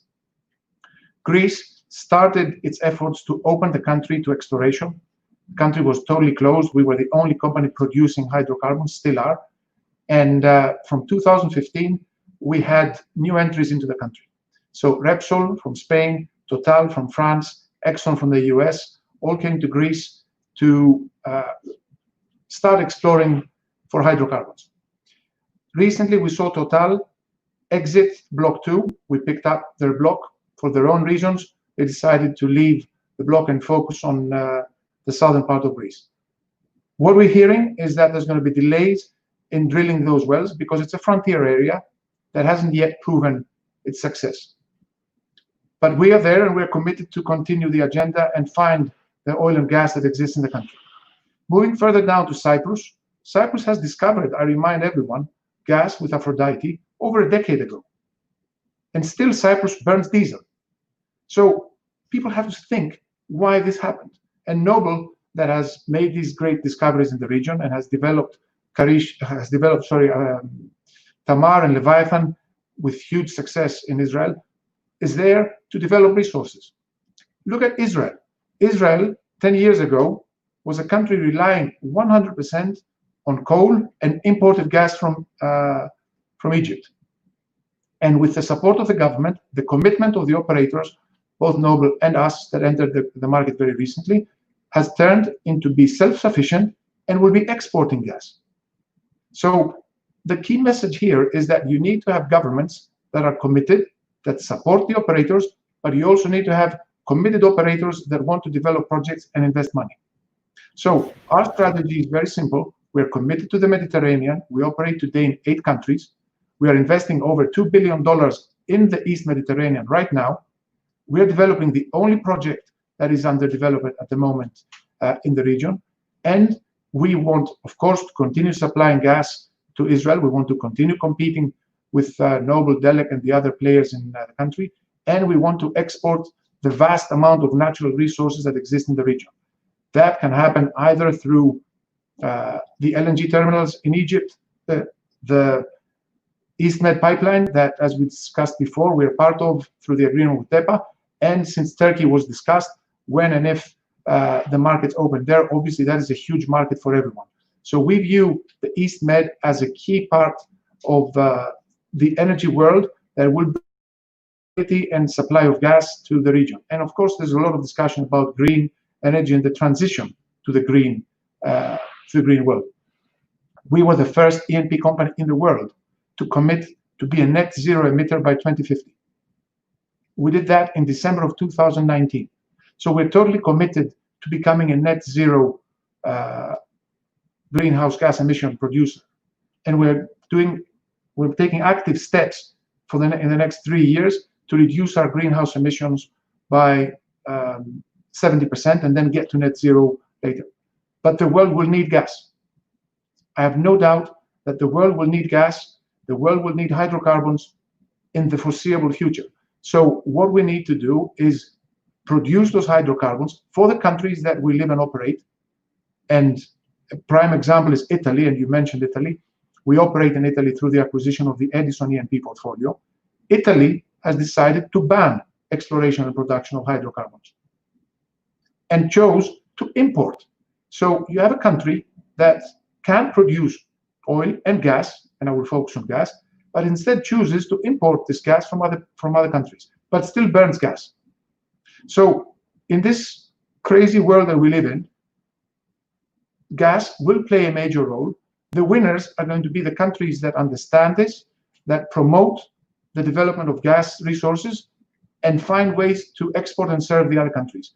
In my humble opinion, the losers are going to be those that just stay on the agenda of marketing and using nice words about the green environment, which is absolutely necessary for us to get to. There's no doubt about it. But until we get there, it is better for countries to produce their own gas rather than import it. And that is the strategy that we're following. We're trying to help governments produce their own resources.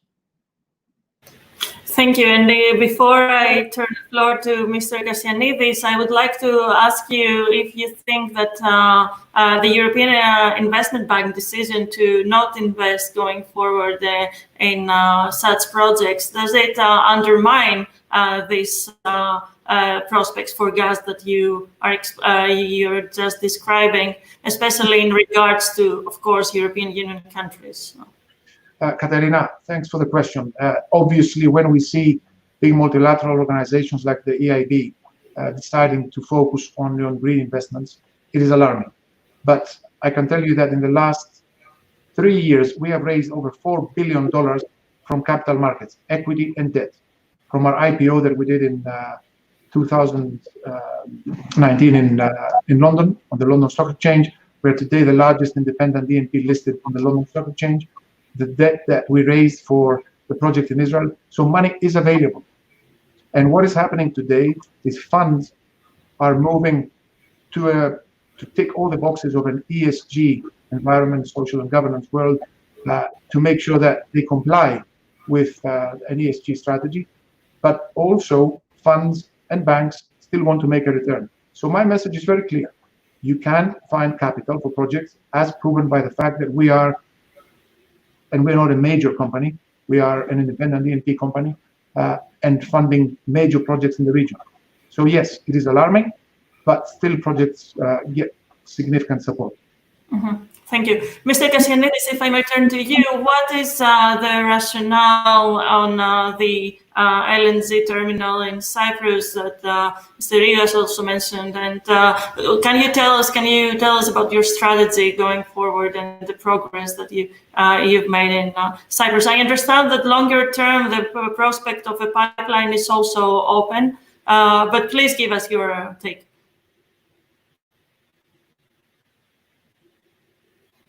Please unmute your mic. Thank you for your question and the opportunity to give you an update of where we are. I will not go into a debate with Mr. Rigas about the offer that they have made. I think it's outside the scope of the forum, because also Noble has expressed interest and others have expressed interest as well. So, but I have to say that what I will agree with him is that Cyprus, for the last 10 years, has had to face the question of how to introduce gas in the energy mix of Cyprus and how to move Cyprus in the new gas era. I'm in the very happy position to announce that on Friday we gave the notice to proceed to the consortium. So the consortium has now acknowledged the notice to proceed, and the project is progressing. And they have a delivery timeline to deliver, let's say, gas to the Electricity Authority of Cyprus in July 2022. So hopefully we will not be discussing about the long-term ineffective plans of the Cyprus Republic for much longer, because actually we will be maybe the second project that is actually being implemented. The funding has been secured, and the definition and choice of how this project was manifested is clearly because we've had a 40% grant from the European Union through the Connecting Europe facility, and that effectively dictated in a way that Cyprus needs to own and operate its own facilities, and that was done on the basis of the security of supply, and the security of supply was defined at the time through a project, which our project includes an FSRU, a jetty, a pipeline, and they're all, let's say, resources and will be owned by the government of Cyprus. The funding for the project is about 300 million euro. About 100 come from, let's say, the European Union as the grant. 43 has come from the Electricity Authority, who has bought equity in the infrastructure company. And then the rest, which with a very good ratio of debt to equity, and let's say with a very favorable terms from various European institutions, which will be something to discuss over the next coming period. The project is well financed and has actually now officially started. In terms of the impact of COVID-19 and so forth, the truth is that it has caused some delay, and this is the period where we have had the delay for mobilization and doing the different things, but now the project is on track and full steam ahead for completion. As soon as now that we have given the notice to proceed, soon after we'll follow with the invitation for the supply, for the second stage for the supply of gas. And I will mention we've had 22 interested companies, internationally interested companies that are participating in the tender that want to supply gas at very, very favorable terms for the Republic of Cyprus. To make it even more extent, I think depending on how the cycle works, if the prices remain low, it will be to the benefit of the consumer because we will end up having a lower electricity price with very competitive LNG prices. If the prices increase, then hopefully the FID will be taken between Noble and the Republic of Cyprus to develop Aphrodite, and then it is a different ball game altogether. Now, what happens is, as far as DEFA's plan and strategy is concerned in the future, we have been approached by different, let's say, entities and interested parties, economic operators for supplying gas in different forms and so forth. We have a project that has been vetted by the European Union, has been funded by the European Union. The government has shown the necessary commitment and decisiveness to implement what has been agreed with, and this is what we are implementing. Once the process starts, then we can enter discussion with others that want to help the whole process and help Cyprus move forward in a new era of gas and make the advantage.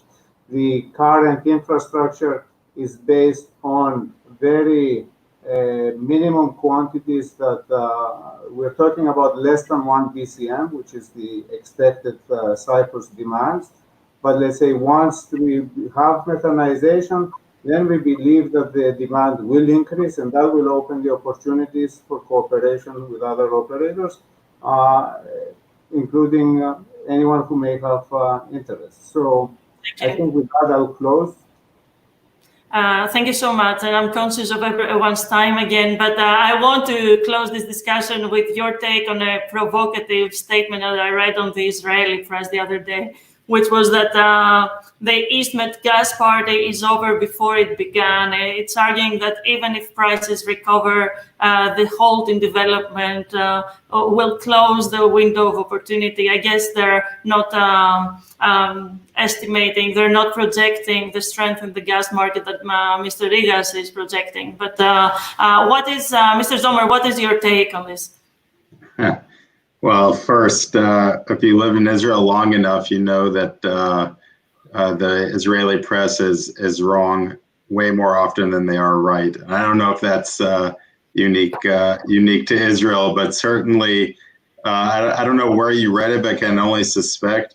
And I'll tell you, the Israeli press said that exports to Jordan would never happen, and that exports to Egypt would never happen. And that Leviathan would never be developed, and certainly wouldn't be developed on time. And so it was developed. It was developed on time, and exports to Jordan happen, and exports are happening, and exports to Egypt are happening, and they should not what did Mark Twain say? The rumors of my death have been highly exaggerated, and I think that is certainly true of that statement. That's a good point. I think the Eastern Med discoveries and market have a bright future. We have governments in the region that are committed to making it happen, and we have more importantly investors who are willing to invest and move it forward. And I think ultimately, there's a demand to be met, and I think when you have all of those things, then success is inevitable. And so I think we all of us will share in that success, and I look forward to being part of that story as it unfolds. Thank you. We have to close unless someone has something to add. Please raise your hand if you do. Otherwise, yes, Mr. Manolis, please. We have 3 presidents of the regional AmCham reading in the background. Yes, please let me. I would like to close by being optimistic, and I am really optimistic. Coming to our project, and I need to say that it fully covers both of the criteria set by the EU in terms of diversification of supply, sources of supply for Europe, but also for diversification of routes. So we're talking about the Levantine basin, the Eastern Mediterranean region is an adjacent source to the EU. It will help to terminate isolation of Cyprus. And I firmly believe that one of the most important things is that will provide stability in the area. Thank you so much. Thank you, gentlemen, for your time today, and thank you for participating in this virtual 3+1, as I like to call it. Thank you. Thank you. If we may, we will continue. Oh, well, we will continue straight to our next panel with the presidents of the AmChams of Greece, Cyprus, and Israel. We're already connected with Mr. Bakatselos in Athens, Hatzidakis in Cyprus, and Odette Rose in Israel. Welcome, gentlemen, and again, thank you so much for your contribution to this event. I think it's a great testament to one important aspect of the trilateral partnership, which is the cooperation between your three, the three AmChams, your three organizations. I would like your membership's perspective on the energy opportunities for the three countries more generally, and your suggestions on ways to expand this collaboration in the region and with the US, as of course the AmChams have this important mandate as well in their chamber. May I start with our host, Mr. Bakatselos? First of all, let me start by saying a huge thank you, Katerina, for moderating what has been a very interesting discussion, I think. And perhaps I think I speak on behalf of everyone when I say that we should repeat this again in the future with the same format. And the other thing I wanted to say is I'm very happy to see my colleagues from Israel and Cyprus. Last time we met was in Israel in February. It seems like a decade, my friends, with all the things that have passed since then. Anyway, let me answer very briefly Katerina's question. I think that we have it's common interest, and we particularly with this case, we are transitioning from other kinds of fuel to more clean energy. So the natural gas can be used as an interim fuel towards renewable energy, and I think there's a lot of interest also in the electrification of transportation. So with all that, what I'm trying to say is that the idea of setting up an energy center in the region is a fantastic idea. We can share technology, we can share expertise, and of course the involvement of the US is hugely important. It's valuable.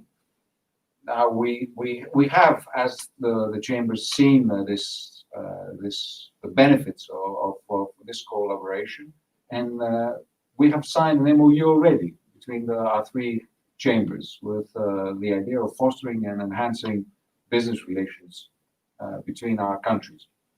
Let me just say one last thing about the Energy Center and our membership. We have presented this at a gathering of our Energy Committee, and most of the companies that are represented in the committee showed great interest in pursuing the creation of this center. And of course, Katerina, you know very well that we have signed an agreement with the Atlantic Council in pursuit of enhancing this incentive. Turn to Mr. Rose for his take, and of course for our viewers as well. Mr. Bakatselos mentioned the EastMed Act and its idea of a US EastMed Energy Center to share technology and expertise between the private sector and the academia as well, to focus on the region. That's just one of the ideas out there, but I thought it made perfect sense. So, Mr. Rose, to you. Thank you. First of all, thank you for the organizers, for Nikos and his colleagues, and for the Atlantic Council for inviting us and for letting us be part of this. Our chamber has about 250 members. They make up about a third of the Israeli economy, so quite large companies. Noble Energy and Bini Zomer is a member of our board, of course. And we very happy to do all this cooperation. We started a year and a half ago, as Nikos mentioned, with signing the MOU. We held a session on cooperation in our recent February business summit, Israel-America Business Summit, and I was very happy to host my colleagues from Greece and from Cyprus. And we have a very strong energy committee that works on various energy issues. And I want to mention, because we talked all about energy this last 2 hours, I want to mention that we can cooperate on other areas, many other areas. And I just want to mention a few areas that we are working here in AmCham Israel.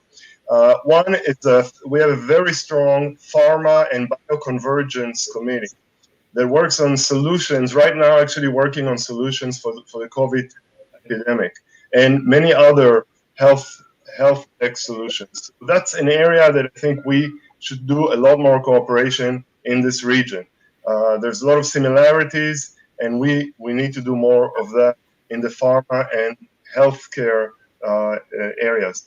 Another one is in smart cities. Cities are now overwhelmed with the coronavirus crisis, and we need to find together solutions to help cities deal with the crisis. And I think there's a great area of cooperation here. And another one that we are very much focused on the last couple of years is how the future of the work is going to look with the advent of new technologies like AI, like automation, like robotics, how it's going to affect our jobs. Not our jobs, but perhaps in the chambers, but most of the jobs in the world. And we are doing a great project now with 10 Israeli ministries and other authorities, and the chamber and the academia and even the army. And we are looking at how to work together to get ready for this changing workplace that is changing very rapidly already now with the pandemic. Thank you for this opportunity. Thank you. And Mr. Kakoulis, over to you about energy prospects for cooperation. And since Mr. Rose took it to the future as well, and other forms of cooperation, I should note the tourism, that tourism is also one sector that during the crisis of COVID-19 has been on the focus of all three countries to create a safe corridor for the citizens of its country to travel this summer. But please give us your take from Cyprus. Thank you, Katerina, and thank you for giving me the opportunity and representing AmCham Cyprus to be part of this event. Thank you to Nikos Bakatselos and his team for taking the initiative and creating this event, which in my view is extremely successful. As AmCham Cyprus, our members and our board of directors are very excited about the energy prospects in the area and the opportunities unfolding. And basically, the 3+1 that has been mentioned before is something that we believe a lot, and we hope and we expect that the American presence and the engagement in the area will continue. So with respect to energy and how it can affect the area, I think we've heard a lot. We've heard about the progress being done so far, the analysis as to when the final investment decision will be taken in 2 years and the reasons. All these related to energy are very important in fostering an environment of growth, of economic growth in the area, which will fuel many sectors, including tourism, including technology and other areas that my other two esteemed colleagues mentioned. With respect to tourism in Cyprus, I believe that the Cyprus government here took some very correct and immediate measures to protect the population. And besides the fact that we protected the population here in Cyprus, we make sure that Cyprus as a destination of tourism is going to be one of the safest, not in the area, but in the world. So basically, we proved to our associates, to other countries or to other organizations that we cooperate, that we can be very serious in this kind of matters, and we can protect not only our citizens but also their citizens. So I believe now Cyprus has a good, I guess, setup to accept tourism from other countries, and we hope everything goes well. We hope that tourists dare to go out of their countries and enjoy the good weather, not only here in Cyprus, but in Greece and Israel. The weather is pretty much the same. So I believe that, it's hopefully it's time now for people to enjoy this time, and hopefully the businesses related and connected to tourism can exploit this. If I can also further add that besides energy, I believe that the three countries can further cooperate in the areas of healthcare and in the areas of education. Particularly education is something that if universities cooperate with each other, and if they have a framework that they can work together, you can have many innovations and new startups coming out of there. And this is how you create new business, and this is how eventually you can foster growth.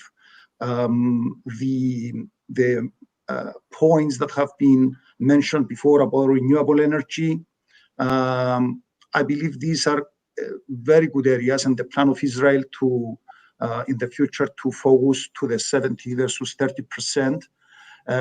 It's extremely important. I believe the European Union is trying to do similar, has similar targets, maybe not at that point, but I think similar. So these would trigger eventually other, similar industries to grow, like I guess the storage of energy and other similar areas. So I am optimistic about what we are going to face in the future, and hope the energy sector grows and pushes further the growth in the area. Well, today we certainly saw the value added of your regional expertise and cooperation in bringing this event together. And I have to say, before I turn it to Nicholas to close the session, I'm grateful for the fact that dinner in the Eastern Mediterranean is later than in North America, because we can still have you with us, and it wouldn't necessarily work the other way around. So I'm grateful for your time today, and thank you for participating and contributing to making this event. Nicola, over to you. Katerina, thank you. I would like to mention this. Really made an impression on me when I visited Tel Aviv in February, and it relates to the future as well. It's not about the kind of businesses and the know-how that we can exchange between our countries, but it's also about the mentality. I was really surprised by what was going on in Tel Aviv. This startup nation that is Israel was fantastic, and I think that if we can learn from them, we can grow, we can evolve, we can become better. I'd like to thank everybody that took part in today's digital conversation. Katerina, primarily you spent 2 hours moderating this very, very interesting. And I hope, as I said before, that we will be able to repeat it. I would like to thank the team here at AmCham, Iles Petunias, our managing director, and Agiliki, who was also involved in preparing the discussion. And thank everybody who attended. I think we had at some point 200 concurrent viewers. So a success. Well done, Katerina. Thank you. Thank you. Thank you. Well done, Katerina. Thank you for everything.